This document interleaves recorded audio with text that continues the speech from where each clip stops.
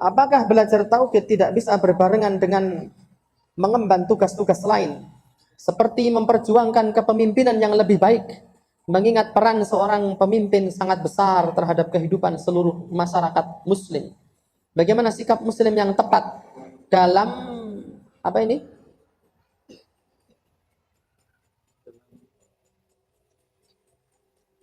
Situasi politik seperti saat ini.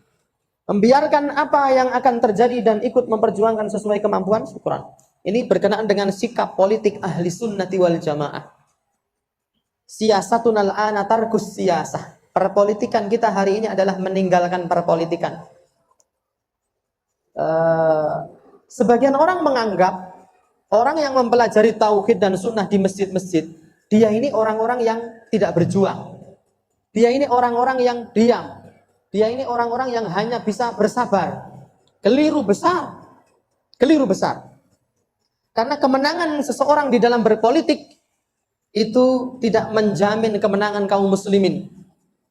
Sejarah membuktikan itu berulang-ulang. Antum melihat partai FIS di Aljazair, ditulis di dalam kitab Madarikun Nadhar fi Siyasah. Pemilu menang mutlak. Partai FIS di Aljazair menang mutlak. Dan tinggal menunggu hari kaum muslimin menduduki tampuk pemerintahan. Lalu Syekh Ali Hasan berkata kepada Syekh Albani, "Syekh, ada kabar gembira, Masya Allah, tabarakallah." Apa itu? Kaum muslimin FIS menang di Aljazair. Kata Syekh Albani, buih di lautan. Nabi yang mengatakan, "Walakinnakum ghutha'un ka ghutha'is sail." Kalian seperti buih di lautan. Dan Syekh Ali masa, ini piye toh, ini dikasih kabar gembira kok malah tanggapannya negatif. Tidak berlalu lama waktu berselang, orang-orang sekuler di Aljazair melakukan kudeta dan kemenangan itu menjadi hangus, berubah menjadi kekalahan, pembantaian kaum muslimin secara besar-besaran di Aljazair. Ini bukan di zaman dulu, sudah zaman modern, sudah ada partai. Yang tidak jauh adalah yang terjadi di Mesir. Muhammad Mursi, saya akan memberlakukan syariat Islam. Dan dia berhasil menduduki tampuk kekuasaan menjadi presiden. Dan saya wallahi melihat dengan kedua biji mata saya video pidato beliau, saya tidak akan memberlakukan syariat Islam setelah jadi presiden. Yang ini baru belum jadi apa-apa, nggak apa-apa Natalan. Itu fitnah politik itu seperti itu, besar sekali. Kita hari ini bisa nyuding-nyuding karena kita belum merasakan kayak apa. Hari ini kita menyaksikan tumbal politik yang sangat besar.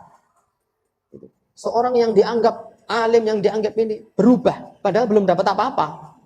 Mursi yang mengatakan melakukan syariat Islam, begitu jadi presiden, saya tidak akan memberlakukan syariat Islam. Kaum muslimin apakah menang? Tidak. Mursi yang sudah menjadi presiden hanya berjalan beberapa waktu. Setelah itu orang-orang sekuler memberontak. Lalu yang naik siapa namanya? Sisi, bahasa Inggrisnya Sai. Jadi kemenangan politik itu bukan kemenangan Islam. Politik dalam artian yang sekarang ya, demokrasi. Dan dengan seluruh carut marut, dengan seluruh intrik lincik yang ada di dalamnya. Itu bukan kemenangan. Tapi kemenangan manakala kita kembali kepada Al-Quran dan Sunnah dan memperjuangkan tauhid ini. Itu yang pertama. Yang kedua, apakah sikap kita terhadap situasi saat ini? Jika yang ditanya itu tentang masalah pemilu, para ulama jelas fatwanya. Pemilu itu sebagian ulama mengatakan tidak boleh. Namun sebagian besar yang lain mengatakan boleh. Karena itu dalam kondisi irtikab akhafidz dhararain. Suka atau tidak suka, itu yang terjadi. Para ulama berselisih pendapat. Jadi ahli sunnah jangan mengingkari orang yang nyoblos. Dan kalau ada yang tidak nyoblos, jangan diingkari. Itu masalah khilafiyah ijtihadiyah.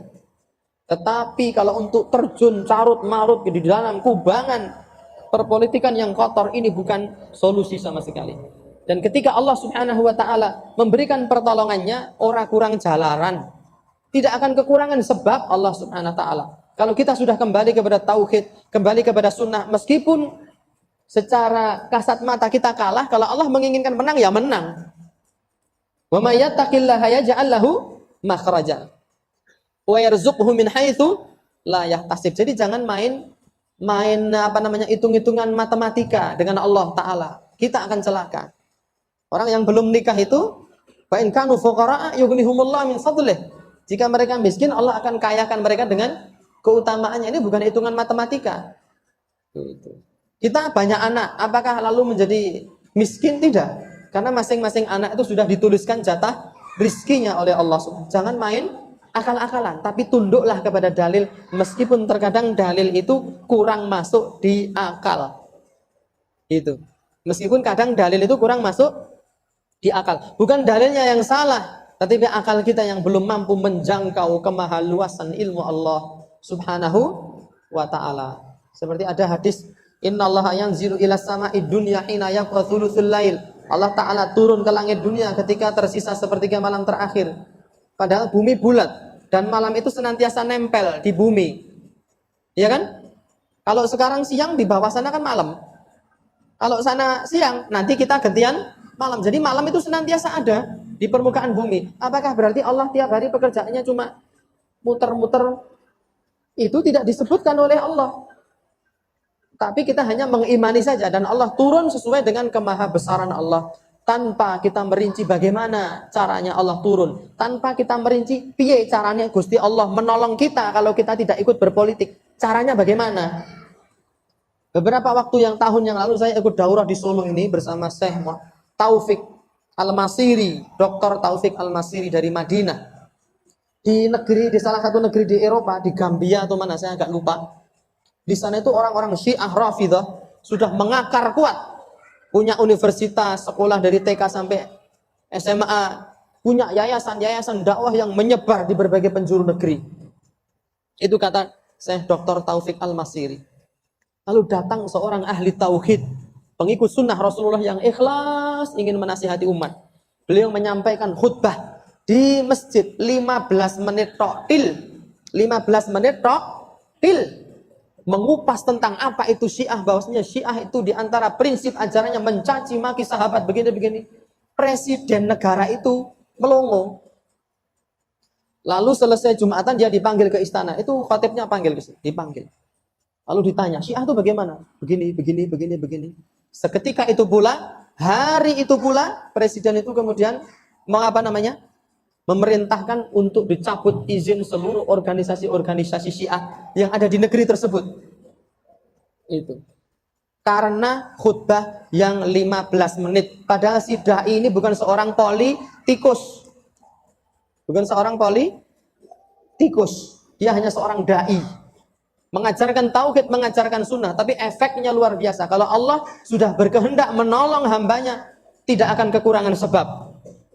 Itu langsung virus-virus Syiah yang menempel di negeri itu rontok seketika. Hanya dengan khutbah 15 menit. Kalau Allah sudah menghendaki pertolongan. Tapi kalau Allah tidak menghendaki pertolongan, meskipun seseorang sudah menduduki tampuk kekuasaan, seperti di FIS, seperti Mursi misalnya, hancur juga ujung-ujungnya. Kenapa? Karena tauhidnya lemah. Sunnahnya lemah. Ketika tauhid lemah, syirik menguat, Allah Ta'ala tidak suka. Dan Allah tidak akan menurunkan pertolongannya kepada kaum muslimin. Semoga ini bisa difahami dan tidak menimbulkan salah paham.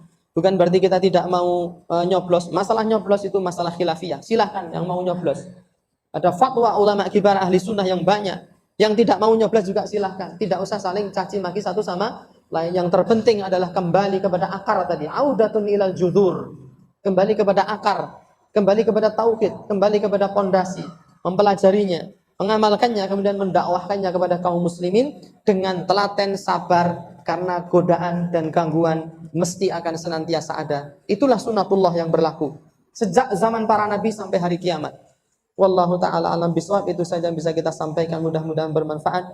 Jika ada salah kata, salah nukil, kesalahan statement, itu murni karena kejahilan saya dan kekurangan ilmu yang ada pada kami, dan kami meminta maaf kepada para jamaah dan meminta ampun kepada Allah Subhanahu wa ta'ala. Mudah-mudahan kita dijadikan oleh Allah sebagai generasi tauhid, dan juga anak cucu kita dijadikan oleh Allah sebagai generasi tauhid yang akan mendapatkan kebahagiaan di dunia dan keselamatan di akhirat. Wassallallahu ala nabiyyina Muhammadin wa alihi wa sahbihi wa sallam wa akhiru da'wana alhamdulillahi rabbil alamin.